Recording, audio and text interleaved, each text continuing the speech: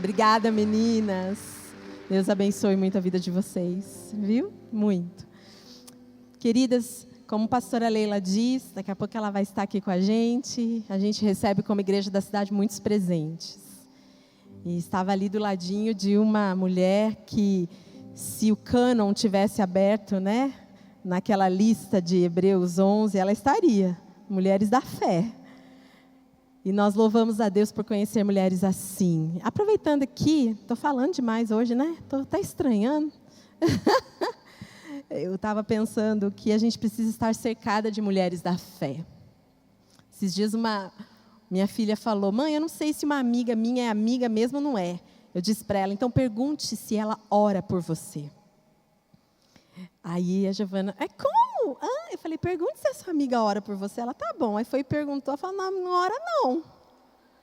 Aí eu falei: então ela não é sua amiga. Como que você tem uma amiga que não ora por você? Aí você diz: mas é adolescente. Uai. Então faça isso. Está com sua amiga aí do lado? Pergunta para ela se ela tem orado por você. Vai que não tem, né? O mínimo. Ela anda com você, tem que orar. Eu, hein? Amém. Nós seremos reconhecidas não só pelo que fazemos, mas porque com quem andamos. Guarde isso no seu coração. Ande com mulheres que coloquem você para cima, que te encorajem, que digam para você: vai dar, vamos fazer. A amiga que diz: isso não vai dar certo, não. A amiga que fica assim: já vi isso, já fiz, não deu. Mas não deu para ela, pode ser que dê para você, né? Mas se Deus está falando com você, deixa Deus falar com você. Mas hoje nós vamos ter uma mulher aqui que vai nos inspirar e encorajar. Cláudia Matos está aqui no Brasil, vai percorrer várias igrejas. E ela tem um testemunho lindo, como eu disse.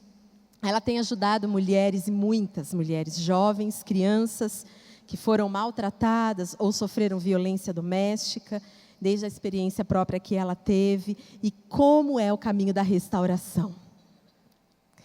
Cláudia serve como missionária junto com o seu esposo, pastor Gelson, desde 1993 na Espanha, e mora numa das regiões mais lindas da Espanha. Deve contar algo para a gente. Ela tem 3 filhos, Gabriela, Joshua e Michele. Todos eles estão servindo ao Senhor. Tem falado então em igrejas, não só na Espanha, em Portugal, mas também no Brasil. E é uma das preletoras fixas de um workshop, um congresso chamado Fortalecer, do pastor Elias Dantas, onde também, de alguma maneira, estamos aliançados junto ao pastor Carlito e pastora Leila. Eu quero que você receba com uma salva de palmas, uma alegria no seu coração, Cláudia Matos. É uma honra podermos receber você aqui. Estamos felizes. Muito. Linda ela.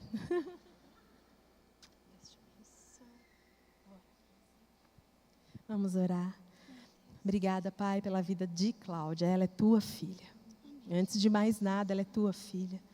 Ela está aqui como filha.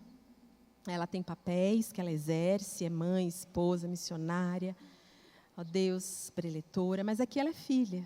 E é como filha que ela vai falar a outras filhas. Nós abençoamos, nós partilhamos, Pai, da honra de estarmos no ministério e queremos ouvir o que o Senhor está fazendo dentro de outras mulheres e no mundo. Obrigada, abençoamos em nome de Jesus. Amém. Amém. Obrigada. Boa noite. Que bom estar com vocês. Nossa, eu acho que eu estou tremendo, porque eu acho que eu nunca estive falando a um grupo tão grande, tão enorme.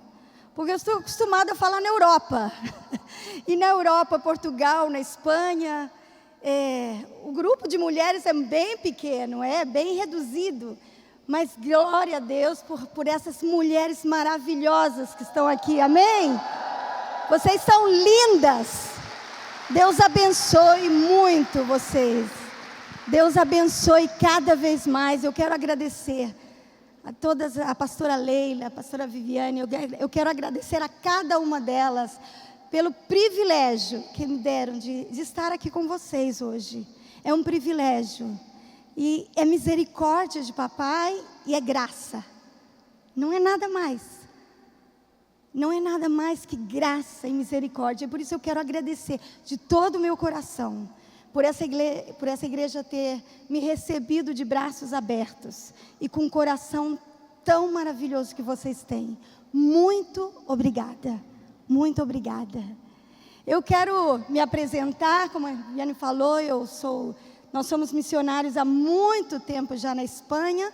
Nós estamos na Espanha há 26 anos, trabalhando na Espanha junto com meu esposo. Levo casada há 27 anos, ou seja, eu fui com 1 ano de casada, eu já fui para a Espanha. Levo, então, 26 anos lá. E Gelson, meu marido, estudou no seminário junto com o pastor Carlito. Eles fizeram a mesma turma. E depois, cada um foi para um lado, a gente foi para a Europa, para a Espanha. E eles estão aqui. Mas foi uma bênção, tem sido uma bênção. E temos 3 filhos, como a Viane falou. A Gabriela é a mais velha, tem 24 anos, casada já com um espanhol. São missionários de esporte, de atletas de Cristo, os 2 trabalhando com esporte. O Joshua tem 21, também já, quase todo mundo lá em casa saiu para esporte. Menos eu e o pai, os filhos, quase todo mundo saiu para esporte. E a Michele, que tem 18 anos, ela está estudando imagem e fotografia, que é a paixão dela, é quem tem nos ajudado muito na nossa igreja. Eu trabalho na Espanha, juntamente com meu esposo, em Málaga, no sul da Espanha, e é uma região muito linda. A minha casa não cabe todo mundo, mas quem puder vir visitar, a gente sempre tem um cantinho, é coração de mãe. Aqui fica o convite para todas vocês. Só não apareçam lá todas juntas, pouco a pouco, tá? Me avisem. Mas é uma alegria estar no sul da Espanha. A gente já esteve trabalhando no norte, em Barcelona, em Tarragona, em Jaén. E agora estamos em Málaga, uma cidade fantástica. E nessa cidade, eu estou trabalhando, além de trabalhar na igreja com meu esposo, somos pastores ali de Parque Vitória Church. E além de trabalhar na igreja, eu tenho um projeto que faz 1 ano que eu comecei esse projeto. E o projeto... Em espanhol, o nome do projeto se chama, eu vou falar o nome em espanhol, tá?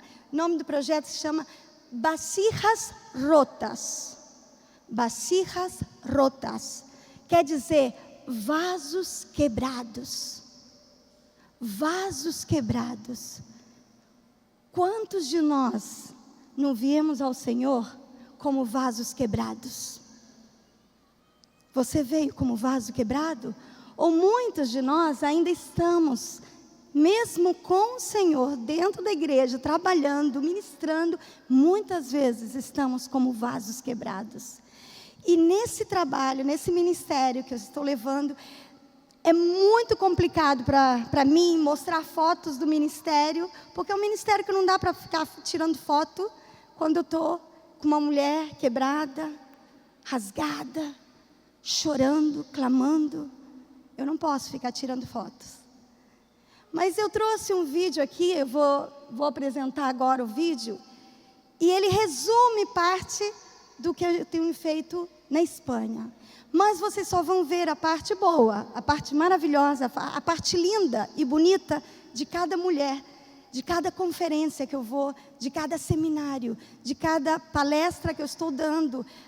Não só a mulheres, mas também a pessoas que trabalham com crianças na prevenção de abuso sexual infantil. Coisa que tem crescido muito. E imagino que aqui no Brasil também. Mas no mundo inteiro está crescendo. E parece que nós pensamos, não, estamos na época da informação, da internet, todo mundo já está mais que informado. Mas parece que quanto mais informados nós estamos, mais cresce essa lacra. Por isso agora vocês vão ver uns 2 minutinhos aí do resumo do que é o projeto Vasijas Rotas em Málaga, na Espanha.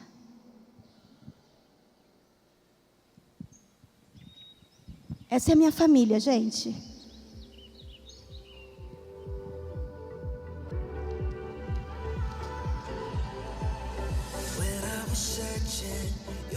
was never far.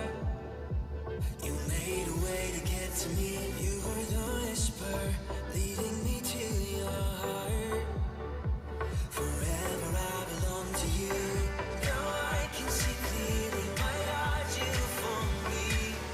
You won't let go. Your love won't let me down. And I know it's true. Yeah, I know that your love is all around. I believe in you, holding on to you, holding on, and I know you will never fail. I want all of you, you never change. Your love won't let me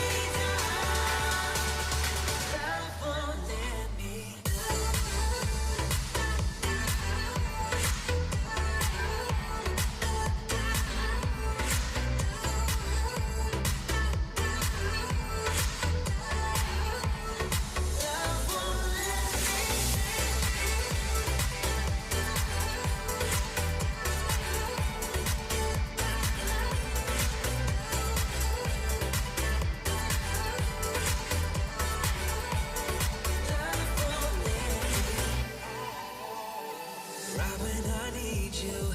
You listen as I pray. You leave the 99 for me. You paint the sky with promises of your grace. So I will find my way to you. Now I can see clearly, my God, you for me. You won't let go. Your love won't let me down. And I know it's true. Yeah, I know that your love is all around. I believe in you, holding on to you, holding on, and I know you will never fail. I want all of you, you never change. Your love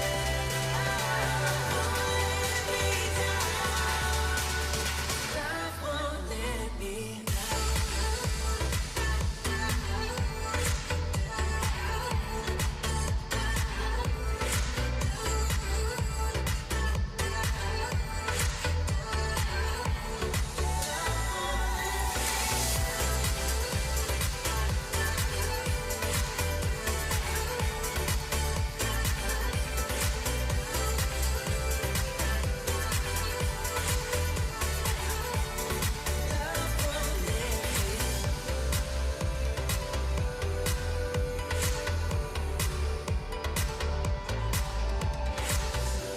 Holding on, and I know you will never fail. I want all of you, you never change. Your love won't let me down. Love won't let me. Basirrotas tem a ver com Isaías 61. Diz assim Isaías 61: O Espírito do Senhor, Deus, está sobre mim, porque o Senhor me ungiu para pregar boas novas aos quebrantados. Enviou-me a curar quebrantados de coração e proclamar libertação aos cativos e a pôr em liberdades os algemados. O dia da vingança do nosso Deus e a consolar todos os que choram e a pôr sobre os que em Sião estão de luto uma coroa em vez de cinza, óleo de alegria em vez de pranto, vestes de louvor em vez de espírito angustiado, a fim de que se chamem carvalhos de justiça, plantados pelo Senhor para a sua glória. Amém? Muitas dessas mulheres que vocês viram, elas vieram quebradas, elas vieram derrotadas, e nosso maior trabalho é sarar, ajudar, que papai sare o coração de cada uma delas. E para isso, para vocês entenderem o trabalho que a gente faz, que eu faço ali com mulheres, e cada dia mais, há mais homens também, infelizmente, há mais homens. O caminho da restauração tem a ver com não parar de sonhar. Quantas aqui têm sonhos? Uau! Quantas tiveram sonhos e não foram realizados? Olha só. Sonhar é viver. Quando você para de sonhar, você para de viver. Sonhar é maravilhoso. Sonhar é importante. Sonhar é vida. Eu lembro que quando eu era muito pequena, o meu maior sonho era ser aeromoça de bordo. Aeromoça, né, que fala, aeromoça. E naquele tempo, gente, ainda que vocês não acreditem, mas naquele tempo, ser aeromoça, você tinha que ter uma altura. E para vocês verem, eu não sou muito alta. O sapato ajuda, né? Mas eu não sou alta. E o meu sonho era ser aeromoça. E eu pedi a Deus, eu quero ser aeromoça, eu quero viajar para tudo quanto é lugar, eu quero ser aeromoça. Aí eu fui para fazer o meu primeiro teste para aeromoça, na British Airways. E quando eu cheguei lá, eu fui com um salto assim enorme. Eu disse, não, eles vão ver que eu sou alta, com aquele salto enorme. E a primeira coisa que eles fizeram foi, dá para tirar o sapato para a gente medir? Gente, foi triste. Acabou o meu sonho, acabou o meu sonho. Eles disseram, você pode trabalhar no aeroporto. Mas não era meu sonho trabalhar no escritório do aeroporto. Meu sonho era voar. Mas Deus sabe o que faz, porque depois eu comecei a ter medo de voo, comecei a ter medo de avião. Então eu não sei por que eu tive esse sonho, mas Deus disse, olha, não é para você, mas sonhar é importante. Mas muitas vezes na vida nós começamos a sonhar, temos sonhos, o inimigo vem e acaba com aquilo. Ou a gente mesmo toma decisões errôneas na vida e acaba com aquele sonho que a gente tinha de menina. Quantas de nós sonhamos? Tem uma passagem na Bíblia, um texto na Bíblia que fala de um grande sonhador. Quem era ele? José. E diz assim em Gênesis 37, versículo 18 diz, mas eles o viram de longe e antes que chegasse planejaram matá-lo. Lá vem aquele sonhador, diziam uns aos outros, é agora, vamos matá-lo e jogá-lo num destes poços, e diremos que um animal selvagem o devorou. Veremos então o que será dos seus sonhos. Continua o capítulo 41. De repente muda a história e diz assim, por isso o faraó lhes perguntou, será que vamos achar alguém como este homem em que está o Espírito Divino? Disse, pois, o faraó a José, uma vez que Deus lhe revelou todas estas coisas, não há ninguém tão criterioso e sábio como você, José. Você terá o comando do meu palácio e todo o meu povo se sujeitará às suas ordens. Somente em relação ao trono serei maior que você. E o faraó prosseguiu, entrego a você agora o comando de toda a terra do Egito. Em seguida, o faraó tirou do dedo o seu anel de selar e o colocou no dedo de José. Mandou-o vestir de linho fino e colocou uma corrente de ouro em seu pescoço. Também o fez subir em sua segunda carruagem real. E à frente os arautos iam gritando, abram caminho. Assim José foi colocado no comando de toda a terra do Egito. Uau! Que história linda! A história de um homem que teve um sonho, que começou mal. Porque eu não vou contar a história de José, porque todos nós sabemos como foi a história de José. Mas ele começou mal, ele começou contando o sonho para os seus irmãos. E os seus irmãos se encheram de inveja. E os seus irmãos maquinaram como acabar com aquele rapaz, com aquele irmão tão sonhador. Primeira coisa que a gente aprende, nem todo sonho tem que ser compartilhado. Muitas vezes Deus vai colocar sonhos dentro de você, mas nem todo mundo está preparado para receber a informação dos sonhos que Deus colocou em seu coração. Nem todos vão estar preparados, porque muitos vão dizer, você é louca. Você não pensa, isso vai dar errado, não vai dar certo, não faça isso. Vai criar inveja em muitas pessoas. Mas José, ele continuou sonhando. Só que a diferença de José, quando ele começou a sonhar, e dos versículos que nós lemos, do momento que ele começou a sonhar, do momento que os irmãos jogaram ele naquele poço, do momento que ele sofreu e foi de derrota em derrota, até o dia que ele chegou no palácio, sabe o que aconteceu? Passou um processo na vida de José. E sabe, a gente adora, e nós adoramos, gostamos de histórias, principalmente as mulheres, gostamos de história de final feliz. Quem não gosta de história de final feliz? Eu adoro filme com final feliz. Quando o final não é feliz, eu fico revoltada, perdi meu tempo, porque eu gosto de história com final feliz. Nós gostamos de finais felizes. Mas para ter um final feliz, tem um processo.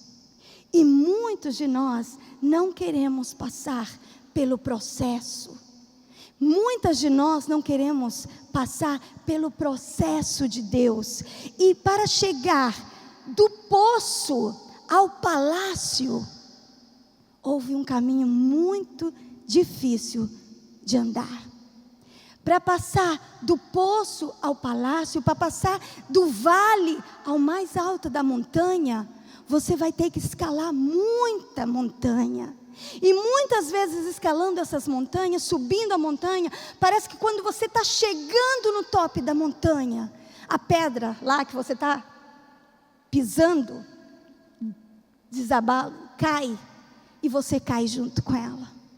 E uma vez mais você diz, uau, parecia que eu estava chegando, e o meu final não chegou. José, ele pensava que ele ia melhorar a história dele, e não foi assim. Quantos estão passando esse processo? Quantas pessoas, quantas mulheres, quantas de vocês estão no processo? Me diz, quantas de vocês estão num processo? Muitas de nós estivemos naquele começo. Outras estão lá no final, subiram já a montanha, estão vivendo um tempo de vitória, glória a Deus. Mas a maioria de nós temos que passar, ou todas vamos ter que passar pelo processo. E o processo não é fácil. O processo, eu quero te dizer que vai doer. O processo dói, machuca. Mas eu quero te dizer uma coisa, não se renda, não se renda. Não pare de sonhar, não pare de subir a montanha, não pare de andar para frente. Confie no Deus que te deu esse sonho. Eu vou contar um outro sonho que eu tive. Quando eu era muito pequena, eu tinha 5 anos, eu tive uma visão de Deus. Deus me falou assim de uma maneira especial. E Ele brotou no meu coração, e a vontade que eu queria ser missionária. Mas eu queria algo específico. Eu queria ser missionária na Índia. Claro que Deus disse, como essa loira vai ser missionária na Índia? Impossível. Mas o meu coração batia por ser missionária. Eu ouvi os missionários na igreja, vi falar, e eu era muito pequena, e eu sonhava com aquilo, eu adorava ver os missionários contando as histórias de missionários. E um dia, numa cidade lá do Rio de Janeiro, veio um preletor, naquele tempo, e eu estou falando de tempos antigos, alguns vão se lembrar desses tempos antigos, os mais novos já não vão conhecer mais o que eu vou dizer. Naquele tempo, o tchan da música, não era Hillsong, não era Bethel, não era nada disso não, o tchan da música era Luiz de Carvalho. Olha quanta pouca gente já conhece Luiz de Carvalho, para vocês verem como eu sou das velhas, das antigas. Eu tinha 6 anos de idade, quando Luiz de Carvalho, naquela igreja, ele pregou, ele chamou lá na frente, quem aceitava Jesus, quem queria para missões, quem queria entregar sua vida para trabalhar. E eu com 5 anos de idade, eu fui para frente. E fui chorando lá para frente. E eu me lembro como se fosse hoje. Eu chorava. Eu não sei por que eu chorava tanto, mas eu chorava, porque eu queria entregar minha vida para Jesus. Luiz de Carvalho me entregou uma Bíblia, me abraçou, me disse algo no ouvido. E aquilo foi para mim como que, uau! Eu vou conseguir meu sonho. Ele profetizou, ele declarou, vai ser ótimo. O tempo foi passando, e com o tempo passando, os meus sonhos foram morrendo. O meu sonho foi se transformando num pesadelo. Eu vivia na minha infância, na minha casa, com os meus pais, minha família, 4 filhos, um pai, uma mãe, um pai pastor evangélico, de uma grande denominação, um pastor muito conhecido. E meu pai, quando eu estava com 6 anos de idade, começou a abusar de mim sexualmente. E nesse momento, o meu sonho começou a entrar em crise. Como assim? Como assim? Em primeiro lugar, porque ele é meu pai. Em segundo lugar, porque ele é o pastor da igreja. E o tempo foi passando, e aquilo não melhorava. E o tempo foi passando, os anos foram levando, e eu entrei, para resumir, porque senão não vou vender o livro, né, gente? E o livro fala da minha história inteira contada, mas eu vou resumir. O tempo foi passando, e quando eu cheguei à minha adolescência, aos meus 15 anos, eu tentei minha primeira tentativa de suicídio, porque eu não aguentava mais a pressão. A pressão era muito grande. Eu não aguentava mais viver na mesma casa que o meu violador. Eu não aguentava mais, e eu estava revoltada, não só com a minha família, senão revoltada com Deus, com a igreja. Eu não aguentava ouvir cada domingo o meu pai subir no púlpito, pregar sobre amor, sobre perdão, sobre salvação, e de noite, no mesmo dia, espancar a minha mãe. Minha mãe deitada no chão, batendo nela, rolava pelo chão e a gente não podia fazer nada. Eu não aguentava mais a pressão de ter que, cada noite, ou uma noite sim, uma noite não, ele me chamar até a sala e dizer: essa noite eu te espero lá. E se você não estiver essa noite lá, amanhã quem vai pagar vão ser os seus irmãos e sua mãe. Eu me achava na responsabilidade de que, se eu não fizesse o que ele queria, todos iam sofrer.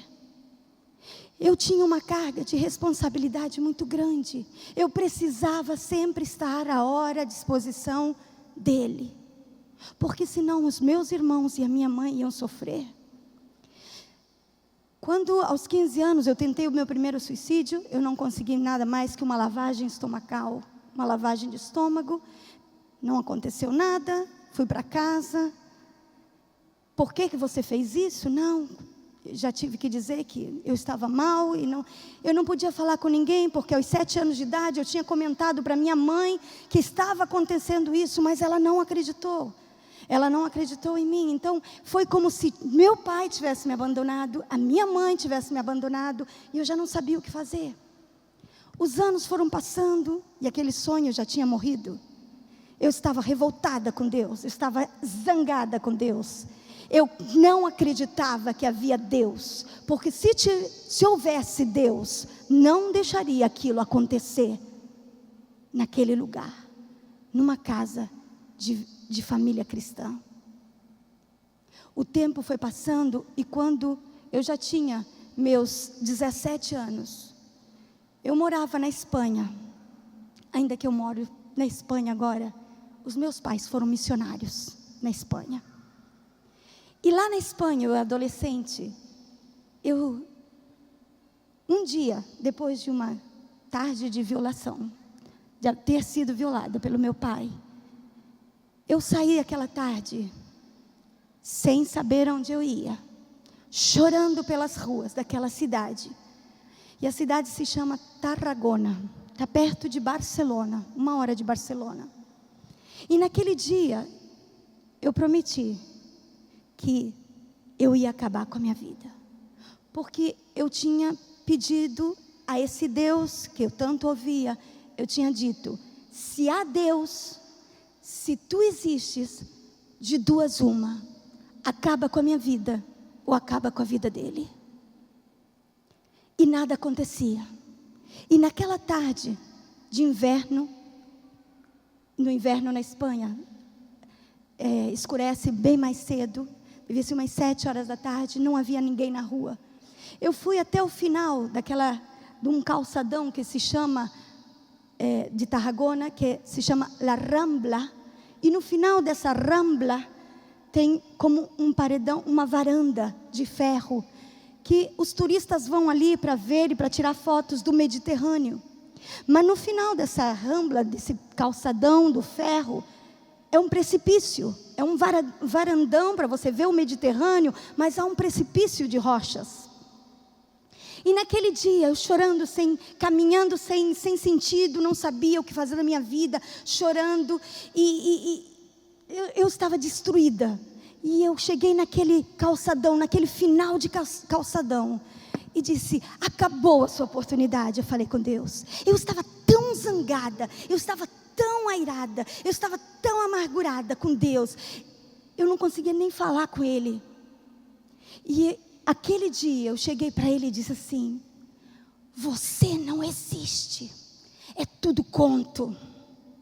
Você não existe, nunca me ajudou, nunca me deu a mão, nunca me puxou, nunca fez nada por mim. E naquele dia, depois de tanto gritar com Ele, eu vi aquele final de calçadão, e aquele ferro, e era como se algo me atraísse para aquele precipício de rochas. Eu disse: a sua oportunidade acabou. A sua oportunidade, eu falei bem assim para Deus: a sua oportunidade acabou. E como nem levou Ele, nem me levou, agora eu vou embora por minha conta. E subi aquele calçadão. Eu coloquei a primeira perna para fora. E quando eu coloquei a segunda perna para fora, algo me puxou e eu caí para trás. No momento eu pensei: alguém passou aqui e viu o que eu estava fazendo e me puxou, me ajudou e não me deixou fazer o que eu ia fazer. No momento eu senti como algo que me puxasse. E talvez você diga: acho que ela está imaginando demais, Foi algo tremendo, que eu fiquei com tanto medo, tanto pavor, porque eu olhei para um lado, olhei para o outro, não tinha ninguém.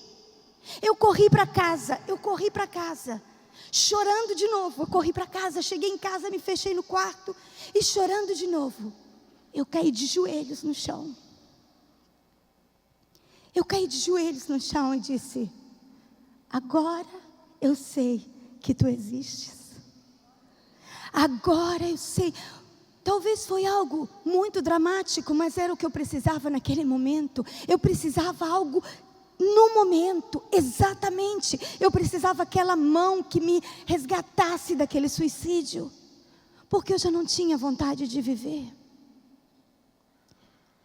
No decorrer do tempo, passou mais um tempo, e eu comecei a clamar a Deus. Agora eu comecei a acreditar um pouco em Deus, mas eu disse: se fosse tu que me tirasse daquele suicídio, que me empurrasse daquele ferro, você vai ter que fazer algo mais, você vai ter que me tirar daqui.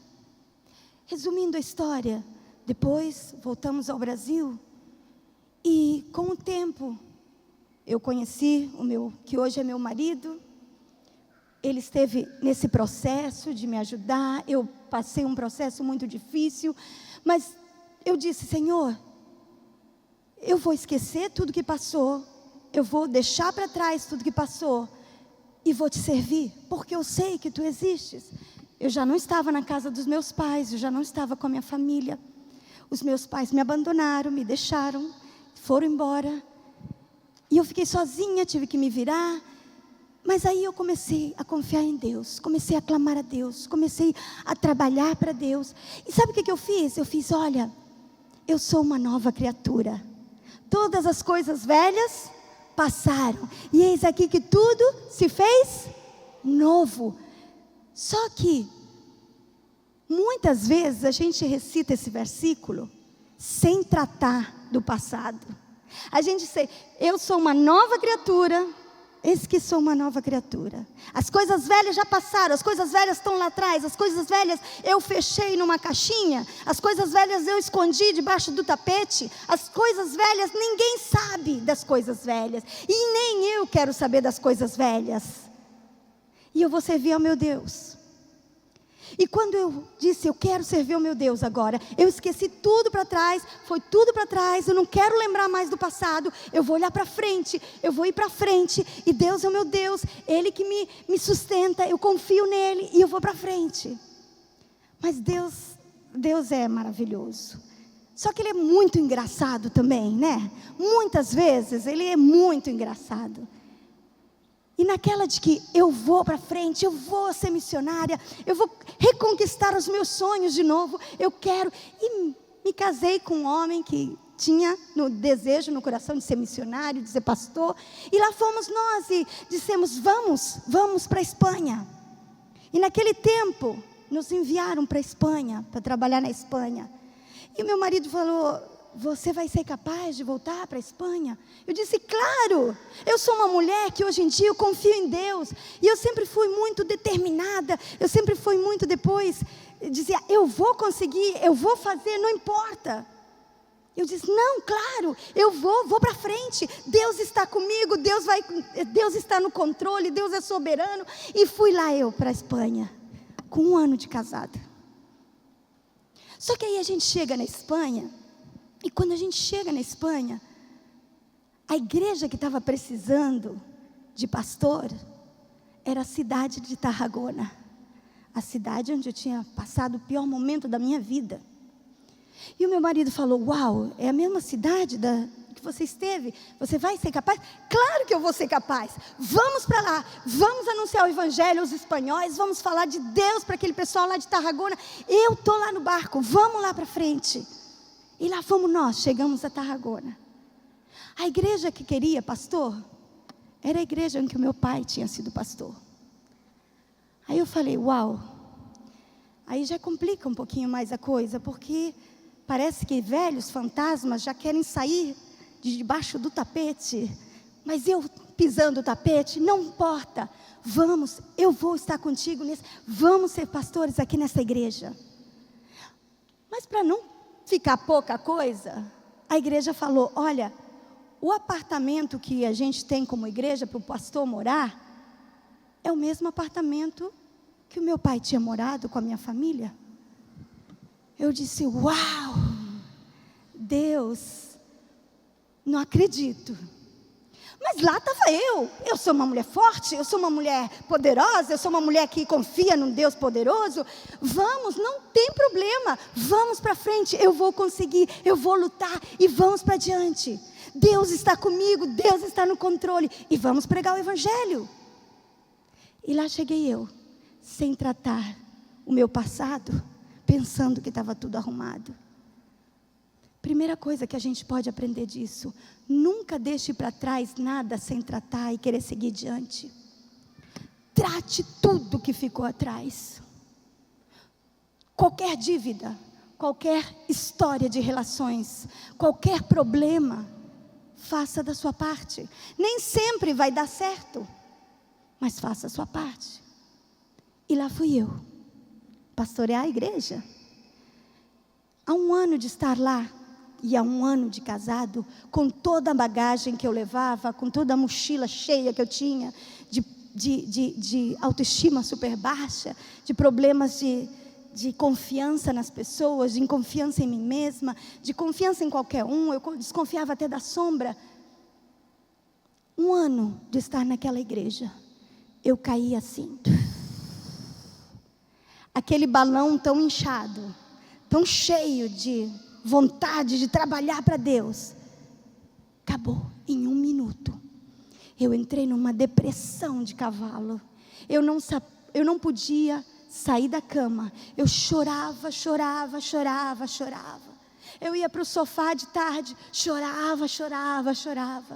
Voltava a dormir na cama, chorava. Um mês, do sofá para a cama, da cama para o sofá, do sofá para a cama do sofá. Meu marido, no desespero, disse: agora já não podemos fazer mais nada, agora precisamos uma ajuda profissional, agora já não é questão de... E ele chamou. Nesse tempo havia uma psicóloga que estava começando a ser conhecida na Espanha, porque na Espanha não temos grandes psicólogos crentes, evangélicos, há pouquíssimos. E nesse tempo havia uma que morava do lado de casa, era uma pastora e era uma psicóloga. E ela começou a me tratar. E o pior, ela conhecia os meus pais. Ela conhecia a família dos meus pais, a minha família. Ela começou o tratamento. 2 anos de tratamento. 2 anos. E metade desse tratamento, eu queria largar tudo. Na metade do tratamento, não aguentava mais. Era muita dor. Era muita coisa para falar. Era muita coisa para dizer. Era muito sofrimento. Eu não aguentava mais. Mas eu fui para frente. Resumindo, no final do tratamento, ela me disse: agora vamos acabar com esse tratamento. Nossa última etapa do tratamento. Você deve perdoar o seu pai. Uau! Eu já estava quase boa, eu já estava melhor, eu já não estava tão maluca. Eu já tinha levantado a cabeça, eu já estava melhorando. E agora você me diz que eu devo ir lá no Brasil, buscar o meu pai e pedir perdão. Uau! Não sei se eu posso. E passaram-se os meses, e ela disse: vamos orar pelo assunto. Passaram-se os meses. E naquele tempo, o Senhor me deu um versículo, e eu espero que aqui o versículo esteja em português, que minha Bíblia aqui é em espanhol, mas no Salmo 40, diz assim: depositei toda a minha esperança no Senhor. Ele se inclinou para mim e ouviu o meu grito de socorro. Ele me tirou do poço de destruição, de um atoleiro de lama, e pôs os meus pés sobre uma rocha, e me firmou num local seguro. Pôs um novo cântico na minha boca, um hino de louvor ao nosso Deus. Muitos verão isso e temerão, e confiarão no Senhor. Eu disse: Deus, eu não posso, por mim mesmo, eu não posso. Primeiro, porque eu morro de medo. Eu tinha muito pavor, muito pânico de ver o meu pai. Toda a minha vida, dos 5 anos de idade que começou o meu abuso, aos 21 anos de idade que terminou meu abuso, eu já era uma mulher.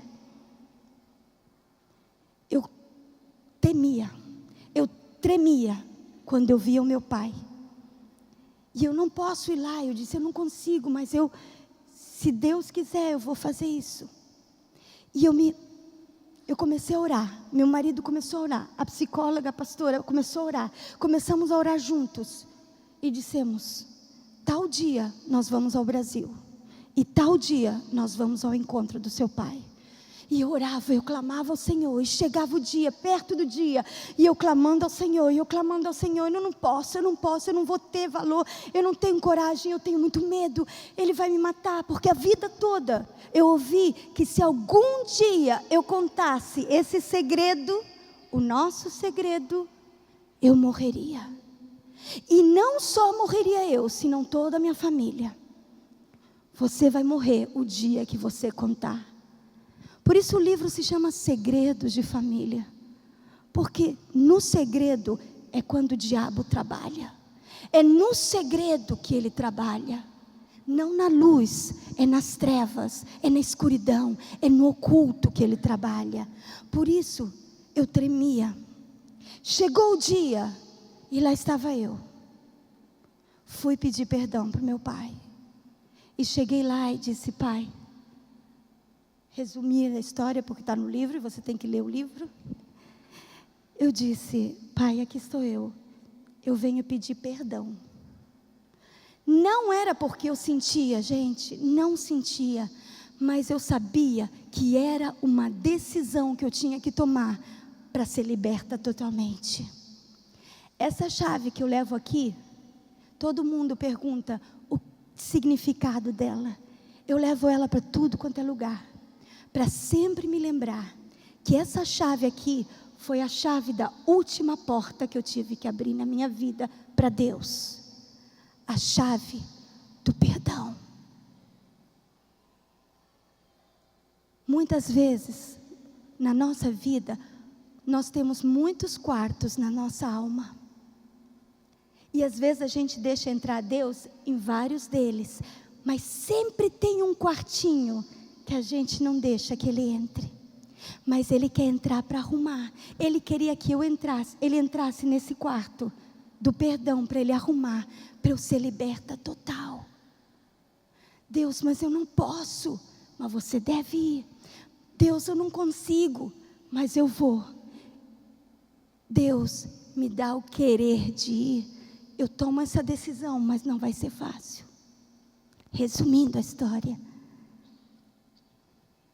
Ele me recebeu com uma espingarda na mão, dentro da casa, e disse: vai embora daqui, nunca mais volte a esta casa, você é a minha filha bastarda, eu não quero ver nunca mais a sua cara aqui, e o dia que você pisar de novo esta casa, você vai morrer com esta espingarda.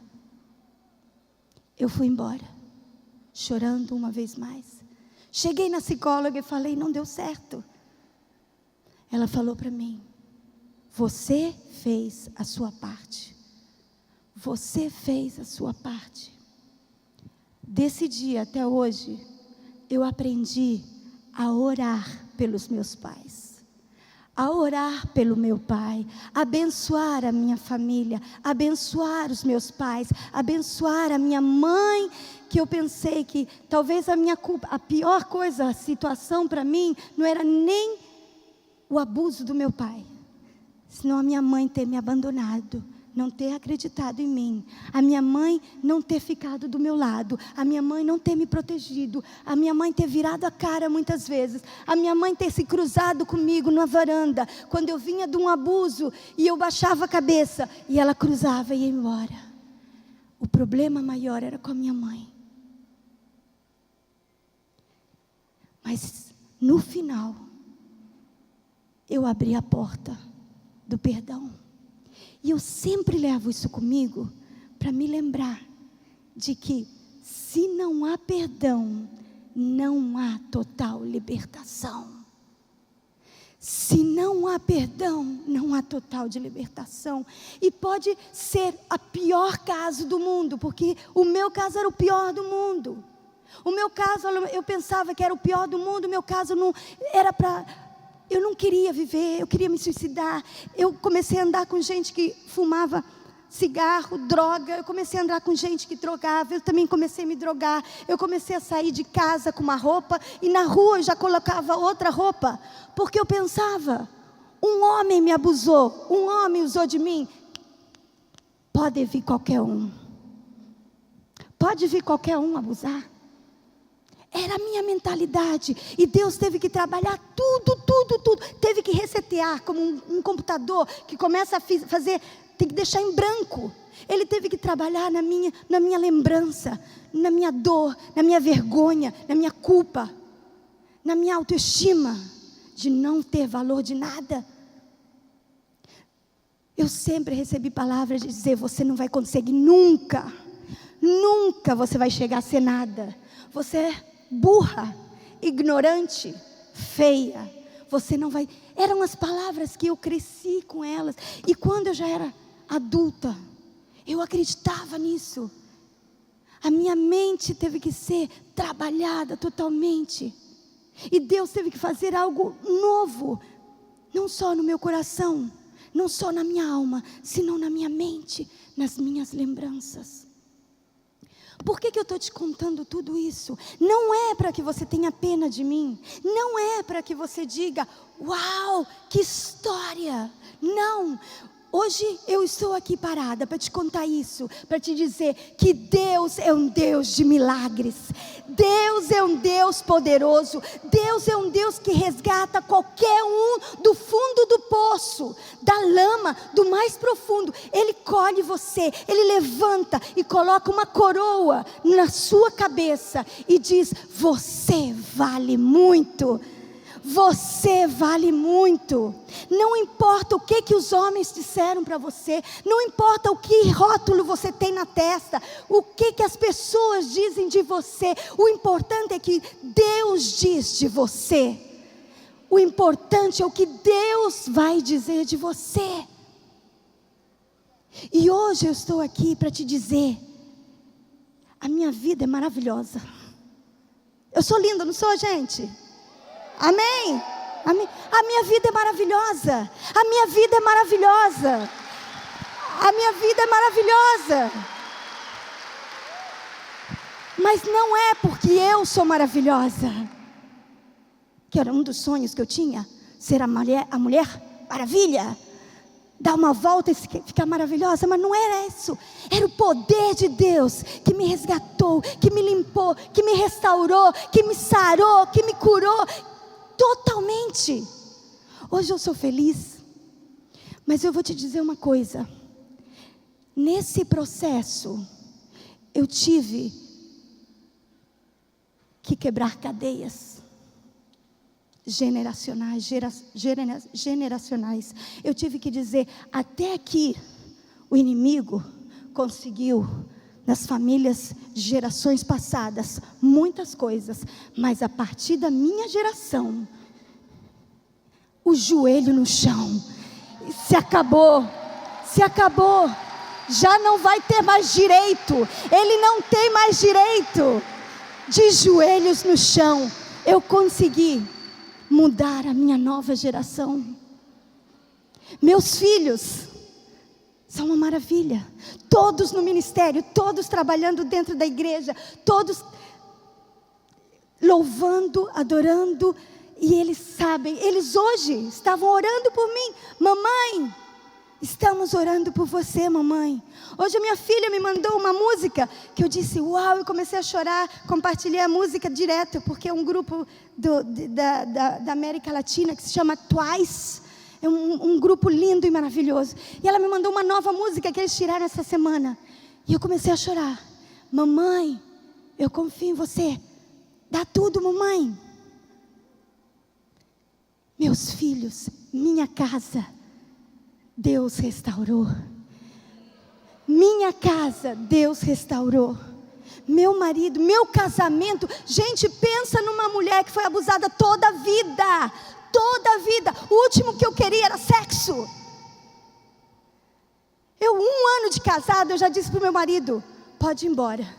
Não quero que você nunca mais me toque. A última coisa que eu queria era que um homem se acercasse a mim. Eu não queria. Deus restaurou o meu casamento. Hoje em dia, o último vinho é o vinho melhor.